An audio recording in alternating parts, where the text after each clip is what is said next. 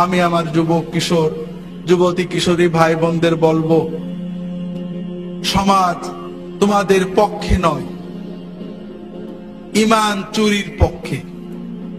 পিতামাতা তোমাদের ছেড়ে দিয়েছেন, তবে অন্তত নিজেদের ভবিষ্যতের দিকে তাকিয়ে, দুনিয়ার ভবিষ্যৎ আখিরাতের ভবিষ্যতের দিকে তাকিয়ে নিজেরা সাবধান হও। দুনিয়াতে অপরাধ হবে, পাপ হবে, অন্যায় ভুল হবে, তবে দুটো বিষয় খুব ভালো করে মনে রাখো। নামাজটা কখনো ছেড়ো না। নামাজ, যদি সিনেমা হলে থাকো বেরিয়ে এসে নামাজ পড়বে, যদি খেলার মাঠে থাকো ওয়াক্ত মতো নামাজ পড়বে, নামাজটা কখনোই ছাড়বে না। যত কিছুই হোক সময় মতো নামাজ পড়বে। আর অশ্লীলতাকে, মাদকতাকে বিষের মতো পরিত্যাগ করবে।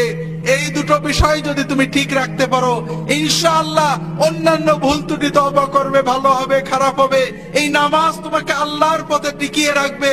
এবং ইনশাআল্লাহ তোমার বয়স যখন 50 হবে, তুমি নিজে অনুভব করবে এই দুনিয়ার জমিনে তোমার বন্ধুদের চেয়ে তুমি ভালো আছো। আর ইনশাআল্লাহ কিয়ামতের দিনে তুমি তোমার পিতামাতা সহ আল্লাহর আরশের নিচে তার ওলিদের সাথে মেহমান হয়ে যেতে পারবে।